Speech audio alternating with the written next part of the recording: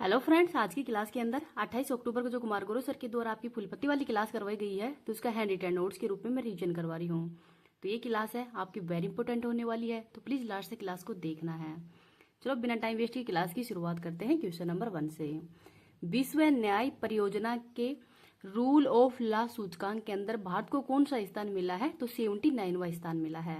तो विश्व न्याय परियोजना के अंदर ही पहले स्थान पर डेनमार्क है, भारत का स्थान 79वां है और पाकिस्तान की रैंक है उसमें 129वीं है। और ये किसके आधार पर जारी किया जाता है? तो भ्रष्टाचार, कानून, न्याय, मूल अधिकारों के आधार पर ये जारी किया गया है। भारत के संविधान के अंदर ही विधि का शासन का उल्लेख है, ये अनुच्छेद नंबर 14 के अंदर किया गया है। डेनमार्क की राजधानी कोपेनहेगन है, तो इनको भी याद रख लीजिएगा। ललन टॉप क्वेश्चन देखते हैं। निःशुल्क कानूनी सहायता संविधान के किस अनुच्छेद में है? तो अनुच्छेद नंबर 39(1) के अंदर, और ये 42वें संविधान संशोधन के तहत ही जोड़ा गया था। भारत के वर्तमान में विधि मंत्री कौन है? तो अर्जुन राम मेघवाल हैं। भारत के 51वें मुख्य न्यायाधीश तो जस्टिस संजीव खन्ना हैं। राष्ट्रीय विधिक सेवा प्राधिकरण की स्थापना तो 1987 एक्ट के तहत ही की गई थी, इनको भी याद रख लीजिएगा। आगे है क्वेश्चन नंबर 2। किस देश के विपक्षी नेताओं को यूरोपीय संसद के सखारोव पुरस्कार से सम्मानित किया गया है? तो वेनेजुएला के। तो वेनेजुएला के ही देश के विपक्षी नेताओं हैं जो कि लोकतंत्र की बहाली के लिए ही काम कर रहे हैं। इनका नाम है मारिया कोरिना और गोजिलेज है। इनको ये पुरस्कार से सम्मानित किया है। तो जो सखारोव पुरस्कार है ये मानव अधिकारों की रक्षा के लिए जो आवाज उठाते हैं उनको दिया जाता है यूरोपीय संसद के द्वारा। और ये जो आंद्रे सखारोव है उनके सम्मान में ये पुरस्कार दिया जाता है। शुरुआत 1988 के अंदर की गई है। पहली बार नेल्सन मंडेला को दिया गया था और 2023 के अंदर ही महसा अमीनी को दिया गया था जो कि ईरान की रहने वाली थी। ललन टॉप क्वेश्चन देखते हैं। किस गवर्नर को शीर्ष केंद्रीय बैंकर का पुरस्कार दिया गया है? तो शक्तिकांत दास को। विश्व का सबसे ऊंचा जलप्रपात तो एंजिल जलप्रपात है। दक्षिणी अमेरिका महाद्वीप की सबसे बड़ी झील ये मराकाइबो झील है, वेनेजुएला के अंदर ही। वेनेजुएला के अंदर ही घास के मैदान को क्या कहते हैं? तो लानोज कहते हैं। वेनेजुएला की राजधानी कराकस है। मुद्रा बोलीवियर है। और 100% ग्लेशियर समाप्त कहाँ पे हो गए हैं? तो वेनेजुएला के अंदर, इनको भी याद रख लीजिएगा। इस क्लास की पीडीएफ है वो मैं टेलीग्राम पे डाल दूंगी। टेलीग्राम का लिंक इस वीडियो के कमेंट सेक्शन के अंदर पिन कर दूंगी। अगर आपको वीडियो पसंद आए तो प्लीज आप इसको ज्यादा ज्यादा लाइक एंड शेयर कर देना। अभी तक चैनल को सब्सक्राइब नहीं किया तो प्लीज चैनल को सब्सक्राइब कर लीजिएगा। क्वेश्चन नंबर 3 देखते हैं। स्पेन के राष्ट्रपति भारत में सैन्य विमान के निजी क्षेत्र की पहली फाइनल असेंबली लाइन प्लांट है, इसका उद्घाटन कहाँ पे करेंगे? तो वडोदरा, गुजरात में। तो हाल ही में भारत के प्रधानमंत्री और स्पेन के राष्ट्रपति हैं पेड्रो साnchez, इनके मध्य ही समझौता हुआ है। और ये समझौता है वडोदरा, गुजरात के अंदर हुआ था टाटा एयरक्राफ्ट कॉम्प्लेक्स के लिए। तो C-295 विमान है, इनका निर्माण किया जाएगा और ये पहली निजी असेंबली लाइनर है। तो इसके अंदर निर्माण कहाँ पे किया जाएगा? तो वडोदरा, गुजरात के अंदर। ललन टॉप क्वेश्चन देखते हैं। किस देश ने भारत को विशेष राज्य का दर्जा प्रदान कर दिया है? तो जर्मनी ने। स्पेन किस प्रायद्वीप के ऊपर है? तो आइबेरियन प्रायद्वीप के ऊपर है और स्पेन की राजधानी मैड्रिड है। स्पेन के कोलंबस ने उत्तरी अमेरिका महाद्वीप को क्या नाम दिया है? तो नई दुनिया का देश। भारत की नवीनतम महारत्न कंपनी तो ये है हिंदुस्तान एरोनॉटिकल लिमिटेड, तो इनका नाम भी याद रख लीजिएगा। नेक्स्ट है क्वेश्चन नंबर 4। 150 साल पुरानी इंडियन बोर्डिंग स्कूल नीति के लिए ही किसने माफी मांगी है? तो यूएसए के द्वारा। तो इंडियन बोर्डिंग स्कूल नीति, तो इंडियन मतलब रेड इंडियन, जो कि अमेरिका के मूल निवासी ये वो हों, और जो यूएसए के राष्ट्रपति हैं वर्तमान में जो बाइडेन, उनके द्वारा माफी मांगी गई है कि यह हमारी आत्मा का पाप है, हम आप सभी मूल अमेरिकियों से माफी मांगते हैं। और यहाँ पर बच्चों को माँ बाप से जबरन दूर रखा गया था, जिसको कि 1969 के अंदर बंद कर दिया गया था। लेकिन अब यूएसए में चुनाव है, इस वजह से ही जो बाइडेन के द्वारा माफी मांगी गई है। और चुनाव कब है? तो ये 5 नवंबर को यूएसए के अंदर चुनाव होंगे। आगे देखते हैं ललन टॉप क्वेश्चन। यूएसए के उच्च सदन सीनेट में कुल सीट 100 सीटें हैं। मोनोला ज्वालामुखी ये यूएसए की हवाई द्वीप में है। यूएसए की पहली महिला उपराष्ट्रपति कमला हैरिस है। और कामागाटो मारू प्रकरण है, ये कनाडा के अंदर हुआ था। आगे है क्वेश्चन नंबर 5। भारत की राइट्स लिमिटेड ने किस देश की एतिहाद रेल के साथ में समझौता ज्ञापन किया है? तो यूएई के साथ में।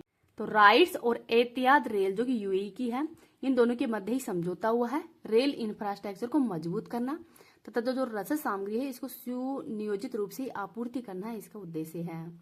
यूएई की मुद्रा दिरहम है। राजधानी अबू धाबी है।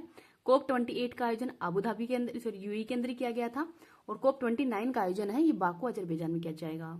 आईसीसी महिला T20 वर्ल्ड कप का होस्ट भी यूएई था और इसका विजेता न्यूजीलैंड बना है। हार्मुज जल संधि ये ओमान की खाड़ी और फारस की खाड़ी को जोड़ती है। कोप 16 का आयोजन हाल ही में कोलंबिया के अंदर किया गया था और ये जैव विविधता से संबंधित है।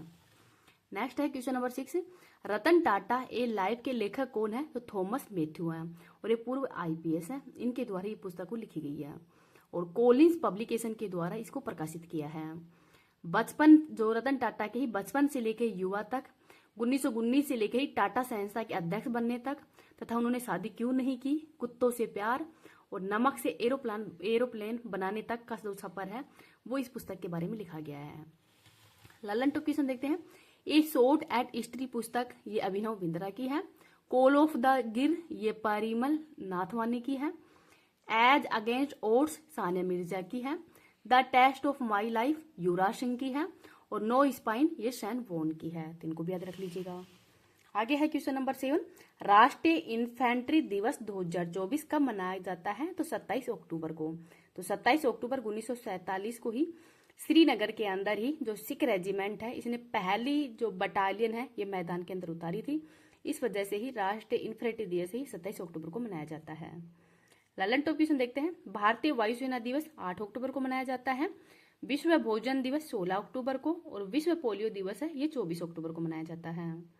आगे है क्वेश्चन नंबर 8, दिवंगत प्रसिद्ध लोक नर्तक और पद्मश्री विजेता कनक राजू का संबंध किस लोक नृत्य से है? तो गुसाड़ी लोक नृत्य से है। तो गुसाड़ी लोक नृत्य से है और हाल ही के अंदर इनका निधन हो गया। लोक नर्तक कनक राजू है, इनका निधन हो गया है। जन्म तेलंगाना के अंदर हुआ था और 2021 के अंदर ही इनको पद्मश्री से भी सम्मानित किया है। गुसाई राजू ये लोक नृत्य से संबंधित है और राजगोड़ जनजाति है, उनके कुंवारे पुरुष हैं, उनके द्वारा ये नृत्य किया जाता है डंडारी उत्सव पर और अपनी भावी दुल्हन को प्रभावित करने के लिए ये मतलब नृत्य को करते हैं और 1500 मोर पंखी टोपी है वो पहनते हैं। लल्लन टॉप क्वेश्चन देखते हैं। छऊ नृत्य पंजाब, झारखंड और उड़ीसा का है। MS स्वामीनाथन को हाल में भारत रत्न अवार्ड से सम्मानित किया है और कर्पूरी ठाकुर को भी। पद्मा सुब्रमण्यम को पद्म विभूषण से सम्मानित किया है। मिथुन चक्रवर्ती को दादा साहब फाल्के पुरस्कार और पद्म भूषण से सम्मानित किया है। नेक्स्ट है क्वेश्चन नंबर 9, रानी रामपाल ने किस खेल से संन्यास लेने की घोषणा की है? तो हॉकी से। तो इनकी जर्सी नंबर जो 28 है उसको भी रिटायर करने की घोषणा की गई है और रायबरेली के अंदर जो ओखी स्टेडियम है उसका नाम रानी रामपाल के नाम पर ही रखा गया है और इनके द्वारा 120 गोल किए गए हैं। मेजर ध्यानचंद खेल रत्न पुरस्कार से भी इनको सम्मानित किया है। लल्लन टॉप क्वेश्चन देखते हैं। PR श्रीजेश का संबंध हॉकी से है। बिरसा मुंडा हॉकी स्टेडियम ये राउरकेला उड़ीसा के अंदर है। संन्यास लेने वाले राफेल नडाल किस देश के प्रसिद्ध टेनिस खिलाड़ी हैं? तो स्पेन के। भारतीय हॉकी टीम के वर्तमान में कप्तान कौन है? तो हरमनप्रीत सिंह हैं। नेक्स्ट देखते हैं क्वेश्चन नंबर 10, राष्ट्रीय सुशासन केंद्र ने किस संगठन के सिविल सेवकों के लिए ही पहला मिड कैरियर प्रशिक्षण कार्यक्रम आयोजित किया है? तो बिम्स्टेक के साथ में। तो ये आयोजन कहाँ पे किया गया है? तो मैसूरी और नई दिल्ली के अंदर ही 14 अक्टूबर से 25 अक्टूबर के मध्य इसका आयोजन किया गया है और उद्देश्य क्या है? तो जवाबदेहिता, पारदर्शिता और अंतिम व्यक्ति तक पहुंच ये साझा करने के लिए ही इसका आयोजन हो किया गया है। लल्लन टॉप क्वेश्चन देखते हैं। सिविल सेवा के जनक कॉर्नवालिस हैं। यूपीएससी का उल्लेख अनुच्छेद नंबर 315 में है। लोक सेवा आयोग की स्थापना ली कमीशन की सिफारिश पर की गई है। बिम्स्टेक के अंदर टोटल सदस्य ये 7 देश हैं, भारत, नेपाल, भूटान, बांग्लादेश, श्रीलंका, म्यांमार और थाईलैंड। और बिम्स्टेक है इसका हेडक्वार्टर काठमांडू नेपाल के अंदर है। इनको भी याद रख लीजिएगा। जो राज्य दर्शन है पुडुचेरी का वो मैं उसका कल कंप्लीट रिवीजन है वो करवा दूंगी।